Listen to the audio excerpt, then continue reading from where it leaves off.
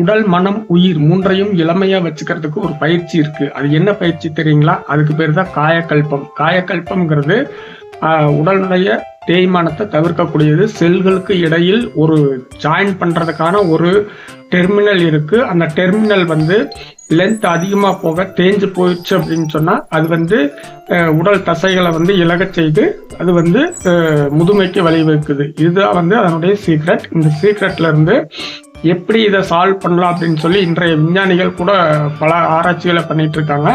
ஆனா அந்த காலத்திலேயே சித்தர்கள் இதுக்கு சொல்யூஷன் கொடுத்துட்டு போயிட்டாங்க. காயக்கல்பங்கிறது மருந்து மூலமாகவும் செய்யலாம், அது பயிற்சி மூலமாகவும் செய்யலாம். பட் மருந்து அந்த அளவு பலன் கொடுக்காது. கரிசாலை இந்த மாதிரி மூலிகைகள் இதுக்கு பயன்படும். பட் இதுக்கு ப்ராப்பரான ஒரு யோக பயிற்சியை கொடுத்துருக்காங்க. அந்த யோக பயிற்சி என்னன்னு சொன்னா அஸ்வினி முத்திரை பிளஸ் ஓஜஸ் மூச்சு அப்படின்னு சொல்லுவாங்க. அஸ்வினி முத்திரை எப்படி பண்றது அப்படின்னு சொன்னா, மலைப்பாதையில குதிரை மலம் போனதுக்கு அப்புறம் தன்னோட மலைப்பாதை சுருக்கி விரிக்கும். அதுக்கு பேரு தான் அஸ்வினி முத்திரை. அந்த முத்திரையை ஒரு 10 வாட்டி மெதுவா செய்யணும். மெதுவா மலைப்பாதை தசைகளை மெதுவா சுருக்கி விரிக்கணும். அதுக்கு பேரு தான் அஸ்வினி முத்திரை.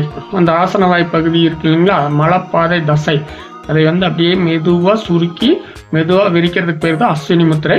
அதுக்கப்புறம் ஓஜஸ் மூச்சு போடணும். நாக்கை மேலெண்ணத்துல ஒட்டி மூச்சை இழுத்துட்டு இப்படி ரிலீஸ் பண்ணி மூச்சை ரிலீஸ் பண்ணணும். அதுக்கு பேர் தான் ஓஜஸ் மூச்சு. இந்த 2 பயிற்சியும் டெய்லியும் பண்ணிட்டே வரணும். ஒரு 10 வாட்டி அஸ்வினி முத்திரை, 1 வாட்டி ஓஜஸ் மூச்சு. இது டெய்லி ஒரு 20 டைம் அஸ்வினி முத்திரை, ஒரு 2 ஓஜஸ் மூச்சு, இந்த அளவுக்கு இருந்தால் போதுமானது.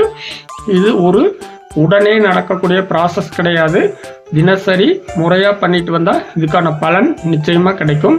இது உள்ளுக்குள்ள நடக்கிற மாற்றங்கள் இதெல்லாம் நிறைய கீழ் நோக்கி இருக்கிற உயிர் சக்தி மேல் நோக்கி திருப்புறது, உடல் மனம் உயிர் 3ம் இளமையா மாறுறத நீங்க உணர்வீங்க. இதற்கு அதிக உடலுறவு ஆசைகளை கட்டுப்படுத்தி பிரம்மச்சரிய முறைகளை கடைபிடிச்சா நல்ல பலன் இதுக்கு கிடைக்கும். காலையில் எழுந்தவன் சுடுதண்ணி இதெல்லாம் குடிச்சா உடல்ல இருக்கிற கழிவுகள் வெளியேறும். மூச்சு பயிற்சி இதெல்லாம் பண்ணும் பொழுது மனம் கட்டுப்படும். தேங்க்ஸ் ஃபார் வாட்சிங். பை.